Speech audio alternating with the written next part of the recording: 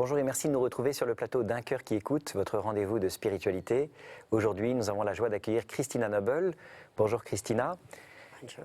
Vous êtes irlandaise, donc exceptionnellement, cette émission va être traduite en simultané en français pour nos auditeurs et pour moi.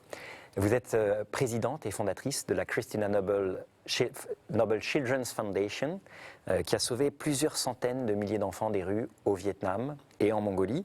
Et cette aventure incroyable qui vous a amené à faire cette fondation trouve son origine dans votre propre vie, d'enfant des rues en Irlande dans les années 40, dans les années 50. Un film a été consacré à votre vie, justement, qui s'appelle aussi Christina Noble et qui sort sur les écrans français le 20 mai prochain, qui est joué par des acteurs remarquables. Je voudrais qu'on revienne sur votre parcours, si vous le voulez bien. Vous êtes né en 1944 à Dublin, en Irlande. Est-ce que vous pouvez nous décrire le contexte familial qui a été le vôtre pendant les 10 premières années de votre vie ?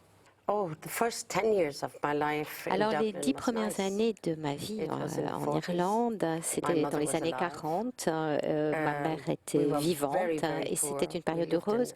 On était très, très pauvres, une pauvreté affreuse, mais nous étions ensemble. Et nous avions des rêves, comme tous les autres enfants et comme tous les parents aussi ont des rêves pour leurs enfants. Nous allions à l'église tous les dimanches, nous allions en confession tous les samedis, on n'avait pas grand-chose à confesser, on recevait la communion bien sûr. Maman allait chaque année aux Légions de Marie et on a été élevés dans une famille catholique très stricte, pas trop stricte. Nous aimions tous notre Seigneur, beaucoup, très profondément, et c'est encore le cas aujourd'hui pour moi. Et je le ferai toujours, j'aimerais toujours mon Seigneur. À 10 ans, votre maman tombe malade et meurt. Votre père, comme vous l'avez dit, était alcoolique. Et donc parfois il entrait dans des accès de violence, ce qui fait que vous avez été placé dès l'âge de 12-13 ans. Vous avez tenté de vous échapper à plusieurs reprises de ces maisons et vous avez connu une existence d'enfant des rues. Vous avez vécu seul dans la rue. Racontez-nous peut-être un petit peu cette période. We were all taken away and separated. Effectivement, on a été séparés, on a été envoyés dans des institutions différentes. J'ai été envoyée dans une institution qui était un endroit bizarre, mais j'ai sauté par la fenêtre, la plus haute fenêtre, et je me suis cassé le bras et la jambe, je m'étais abîmé le visage aussi, je suis restée 7 mois à l'hôpital. Et donc, oui, absolument, oui, pour m'échapper, je voulais rassembler la famille, même si on n'avait nulle part où aller. Mais cette séparation était pour moi quelque chose de très traumatique. Vous pouvez imaginer perdre votre mère, tout perdre, et puis ensuite être séparé, envoyé dans des institutions différentes, et puis qu'on vous dise dans ces institutions, lorsque vous demandiez où étaient vos frères et sœurs, qu'on vous dise, quand vous demandez du papier pour leur écrire, qu'on vous dise qu'ils sont tous morts. Donc ça, c'était un véritable traumatisme. C'est quelque chose qu'on ne dépasse jamais, en fait, même plus tard dans la vie, parce que c'est quelque chose qui vous écrase complètement. C'est une démolition pure et simple d'une famille. Et je pense qu'on ne peut pas arriver à dépasser ça, et particulièrement parce que on était comme ça une petite unité très très serrée, malgré la pauvreté. On était ensemble en fait, voilà. Et parce que ça a été tellement difficile pour nous pendant 53 ans d'être séparés. Je ne les ai retrouvés qu'il y a quelques mois, ensemble. Est-ce que vous comprenez ça, ce mot ensemble? On pouvait se voir peut-être séparément parce que tout le monde vit dans des endroits différents du monde et on se disait mais on n'arrivera pas à se réunir parce que justement on habite dans des endroits aussi éloignés que l'Irlande ou le Canada. Mais j'ai vraiment supplié mes frères et sœurs de revenir parce que j'avais une maison et je voulais vraiment d'une certaine manière, essayer de réparer en fait tout le mal qui nous avait été fait. Ça a été aussi une expérience très très traumatique en fait de se rassembler comme ça.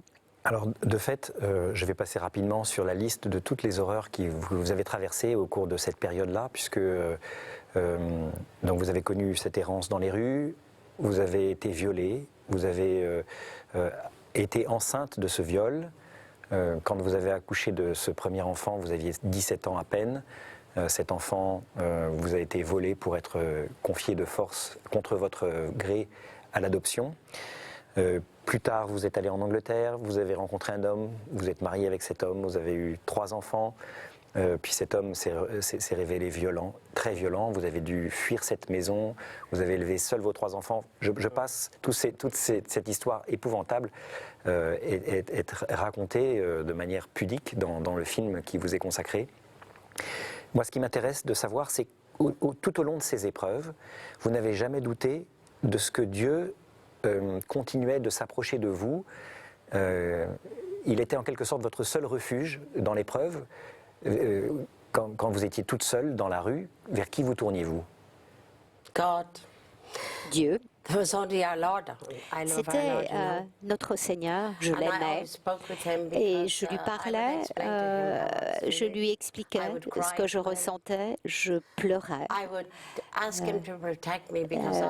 Je demandais sa protection parce que j'avais peur de l'obscurité, j'avais peur d'être attaquée. De nouveau et encore et encore et encore. Je lui demandais de m'aider à trouver un moyen de ne pas abandonner. Parce que une fois, je suis allée le long de ce canal et j'ai pensé plonger dans ce canal et ne pas ressortir. Et d'une certaine manière, j'avais le sentiment qu'il avait un futur qui était construit pour moi. Je ne le savais pas vraiment, mais quelque chose de très très fort m'a empêché de rentrer dans le canal. Je me souviens de la lune qui était très forte. Il y avait donc la lune dans le ciel et puis un très reflet. Et les deux essayaient de m'arrêter d'une certaine manière. Il y avait 2 mondes. C'était une lumière très très forte. Et je me suis éloignée du canal et je m'en suis sortie. C'est difficile pour moi de tout expliquer. Mais à travers chacune de mes épreuves, il ne nous a jamais abandonnés et je sais que même dans mes moments les plus sombres, au Vietnam, en Mongolie, dans des déserts, dans des zones de conflit, au Liban par exemple, il y a eu des moments où j'ai vu des choses absolument horribles. Et évidemment, je ne suis qu'humaine.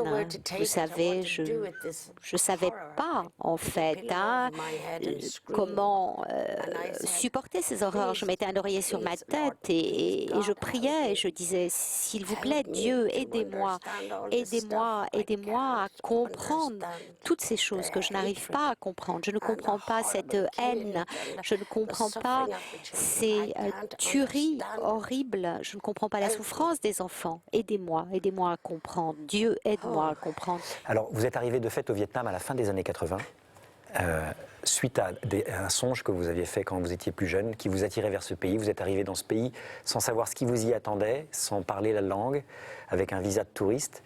Et 2 ans après, vous avez lancé cette fondation, Christina Noble, qui a permis de sauver petit à petit des centaines de milliers d'enfants.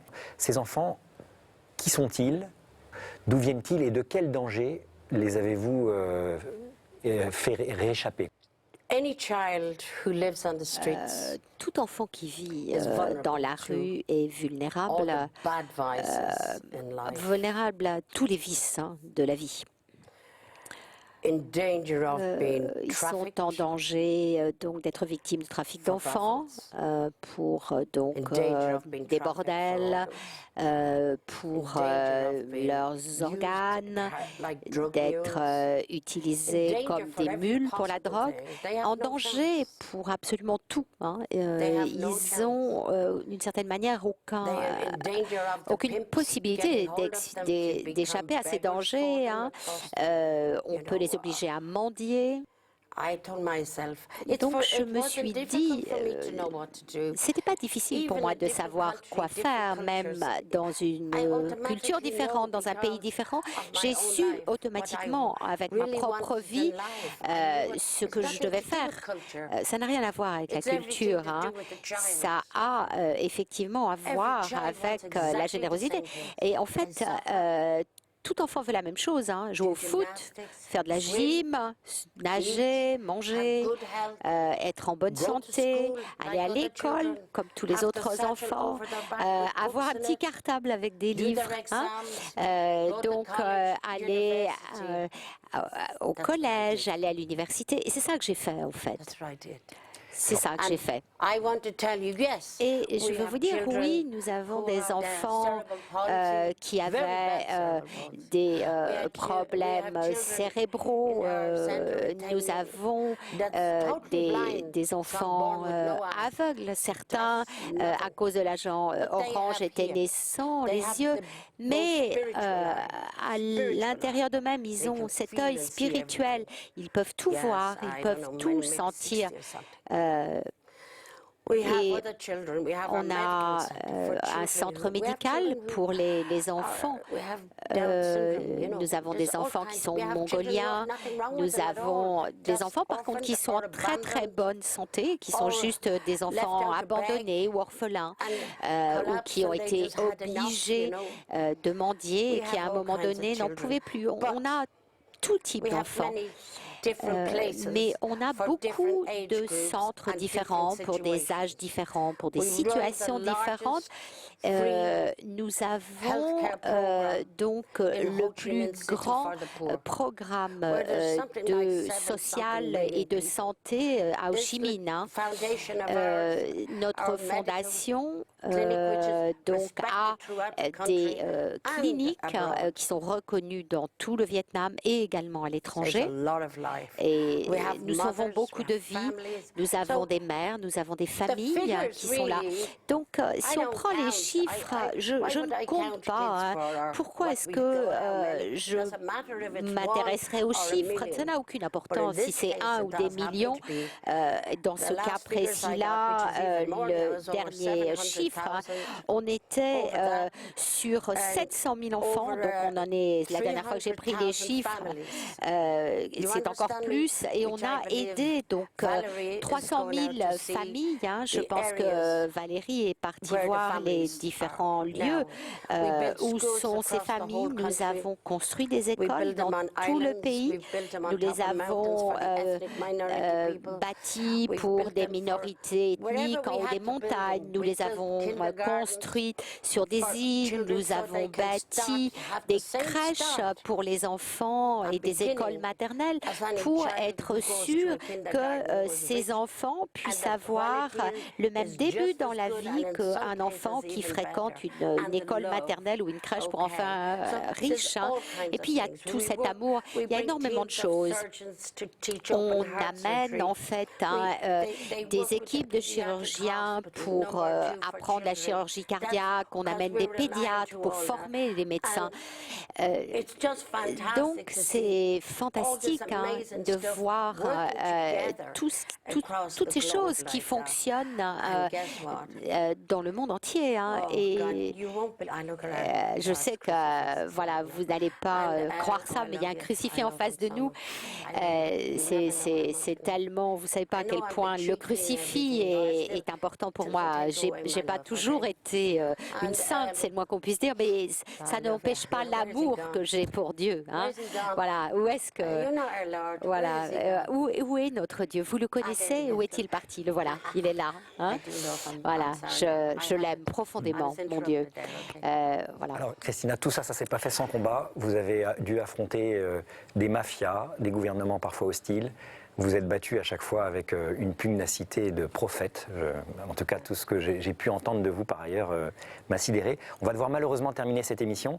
Alors, je rappelle que vous êtes à l'origine de cette fondation, la Christina Noble Children's Foundation, qui a pu vraiment changer la vie de centaines de 700 000 enfants des rues au Vietnam et en Mongolie. Pour soutenir cette association, ou pour en savoir plus à son sujet, je renvoie sur le site de l'association Christina Noble en France, www.assocncf.fr.